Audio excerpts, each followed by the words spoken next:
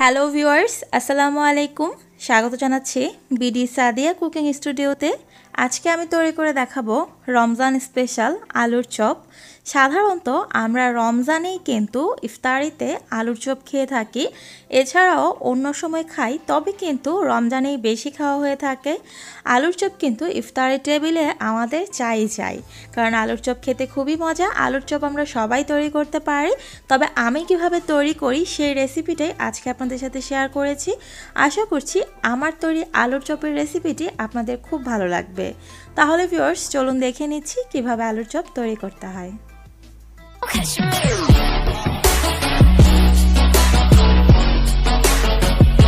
আলুর চপ তৈরির জন্য প্রথমেই আমি বেসনের ব্যাটারটা তৈরি করার জন্য 1.5 কাপ পরিমাণ বেসন নিয়েছি একটা পরিষ্কার বোলের মধ্যে। বেসনটা আপনারা আপনাদের প্রয়োজন অনুযায়ী বুঝে দেবেন। এবার দিয়ে দিচ্ছি 1/2 চামচ পরিমাণ হলুদ গুঁড়ো, দিচ্ছি 1/2 চামচের চেয়েও অল্প কম লাল মরিচের গুঁড়ো। এবার দিয়ে দিচ্ছি ধনে গুঁড়ো 1/2 চামচেরও কম। এই মশলাগুলো কিন্তু আপনারা আপনাদের প্রয়োজন অনুযায়ী বাড়িয়ে কমিয়ে নিতে পারেন। 1/2 চামচ পরিমাণ আদা রসুনের পেস্ট দিচ্ছি লবণ পরিমাণ মতো। এবার সবগুলো উপকরণ একটা চামচ দিয়ে একটু ভালোভাবে একসাথে মিশিয়ে নিচ্ছি। আর বেসনের যে বড় গোলাগুলো আছে এগুলোকে আমি হালকা করে ভেঙে দিচ্ছি, এতে করে যখন আমি ব্যাটারটা তৈরি করব তখন কিন্তু আর খুব একটা কষ্ট করতে হবে না। বেসনের সাথে মশলাগুলো খুব ভালোভাবে মিশিয়ে এবার আমি দিয়ে দিচ্ছি রুম টেম্পারেচারে থাকা পানি। পানিটা আমি একবারে দিচ্ছি না, অল্প করে পানি দিয়ে আমি ব্যাটারটা তৈরি করে নিচ্ছি। একবারে যদি অনেকটা পানি দিয়ে ফেলি তাহলে কিন্তু পাতলা হয়ে যাওয়ার চান্স আছে। পানি আমার কতটুকু লেগেছে সেটা আমি বলছি না, কারণ এক একজনের ক্ষেত্রে পানির পরিমাণটা এক এক রকম হতে পারে। দেখতে পাচ্ছেন আমার বেসনের ব্যাটারটা কিন্তু তৈরি হয়ে গেছে। এটা খুব বেশি পাতলাও করিনি, আবার খুব বেশি ঘনও করে ফেলিনি। আর এখানে আমি কোনো প্রকার বেকিং সোডা বা বেকিং পাউডার কোনো কিছুই কিন্তু দেইনি। এগুলো ছাড়াই কিন্তু আলুর চপটা বেশ ফুলে উঠবে। এখন আমি একটা সাইডে 10 মিনিট রেস্টের জন্য ব্যাটারটাকে রেখে দিচ্ছি। আর এবার আমি চলে যাচ্ছি আলুর চপের আলুটা তৈরি করে নেওয়ার জন্য। এখানে আমি বড় সাইজের একটা আলুকে সেদ্ধ করে খুব ভালোভাবে ম্যাশ করে রেখেছি। শুকনো মরিচ টেলে নিয়েছি 3টা, আপনারা আপনাদের ঝালের টেস্ট অনুযায়ী নেবেন। ছোট সাইজের একটা পেঁয়াজ কুচি করে নিয়েছি। চাট মশলা নিয়েছি 1/2 চামচের মতো। 1/2 চামচ আস্ত জিরা নিয়েছি, আপনারা চাইলে জিরার গুঁড়ো ব্যবহার করতে পারেন। 1/2 চামচ গরম মশলার গুঁড়ো আর পরিমাণ মতো লবণ নিয়েছি।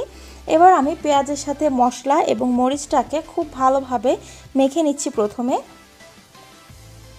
পেঁয়াজটা খুব ভালোভাবে মাখা হয়ে গেছে।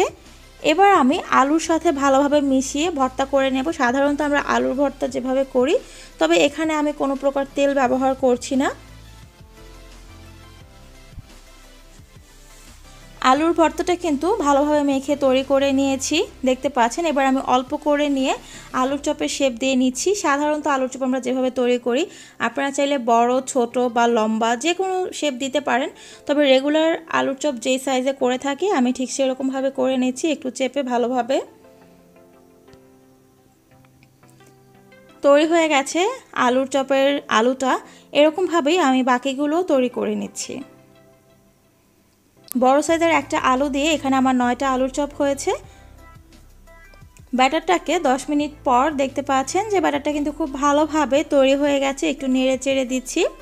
ব্যাটারটা একটু রেস্টে রাখলে আলুর চপটা কিন্তু খুব সুন্দর ফুলে উঠবে। এক্সট্রা কোনো বেকিং পাউডার বা সোডা দেওয়ার প্রয়োজন নেই। এবার চলে যাচ্ছি ভাজতে। চপগুলো ভাজার জন্য চুলায় একটি কড়াই বসিয়ে পর্যাপ্ত পরিমাণে তেল দিয়েছি। সাধারণত আলুর চপ আমরা ডুবো তেলে ভাজাই খেয়ে পছন্দ করি। আলুটাকে ব্যাটারের মধ্যে ডুবিয়ে আমি তেলের মধ্যে ছেড়ে দিয়েছি। একসাথে খুব বেশি আলুর চপ দেওয়া যাবে না, এতে করে কিন্তু একটার গায়ের সাথে আরেকটা গা লেগে যাবে। আমার কড়াইটা ছোট, তাই আমি 3টা দিয়েছি। দেখতে পাচ্ছেন যে আলুর চপটা কিন্তু দেওয়ার সাথে সাথেই কিন্তু এটা তেলের উপরে ভেসে উঠেছে, তার মানে আমার ব্যাটারটা পারফেক্টলি তৈরি হয়েছে। এক পাশ যখন ভাজা হয়ে গেছে আমি উল্টে দিচ্ছি। খুব বেশি সময় নিয়ে ভাজার কোনো প্রয়োজন নেই, কারণ ভেতরের আলুটা শুধু সেদ্ধ করাই আছে। চুলার আঁচটাকে আমি মিডিয়াম হাই রেখে ভেজে নিচ্ছি। আমার এখানে আরেকটু জায়গা হয়েছে দেখে আমি আরেকটা আলুর চপ দিয়ে দিয়েছিলাম। সবগুলোকে আমি খুব ভালোভাবে উল্টে পাল্টে একটু কালার করে ভেজে নিচ্ছি। আপনারা চাইলে খুব বেশি কালার করতে পারেন, আবার চাইলে কম কালারও করতে পারেন। প্রথমে আমি যেই 2টা আলুর চপ দিয়েছিলাম সেগুলো কিন্তু দেখতে পাচ্ছেন যে কালার চলে এসেছে। বাকিগুলো আরেকটু কালার করে নেব। তবে যেই 2টো আলুর চপ কালার চলে এসেছে এই দুটোকে আমি তুলে নিচ্ছি, নয়তো এগুলো কিন্তু একদম বেশি পুড়ে যেতে পারে, তখন কিন্তু ভালো লাগবে না। একটু ভালোভাবে তেল ছেঁকে আমি এগুলোকে তুলে নিচ্ছি, আর বাকি আলুর চপগুলো সেম এভাবেই আমি ভেজে নিচ্ছি। তৈরি হয়ে গেছে সুস্বাদু ভীষণ মজার রমজান স্পেশাল আলুর চপ।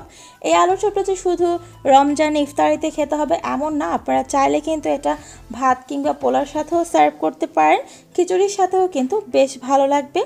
আশা করছি আমার আলুর চপ রেসিপিটি আপনাদের খুব সহজ লেগেছে এবং খুব ভালো লেগেছে। ভিডিওটিতে একটি লাইক দিতে ভুলে যাবেন না, আর অবশ্যই কিন্তু প্রিয়জনদের সাথে শেয়ার করবেন, তাহলে রেসিপিটি অন্যরাও জানতে পারবে। আপনারা যদি আমার আরও ইউনিক রেসিপি পেতে চান তাহলে আমার আরেকটি ইউটিউব চ্যানেল আছে, সেখানে আপনারা ভিজিট করতে পারেন, লিঙ্ক ডেসক্রিপশন বক্সে থাকবে। আজকে এই পর্যন্ত, সবাই ভালো থাকবেন, সুস্থ থাকবেন, আল্লাহ হাফেজ।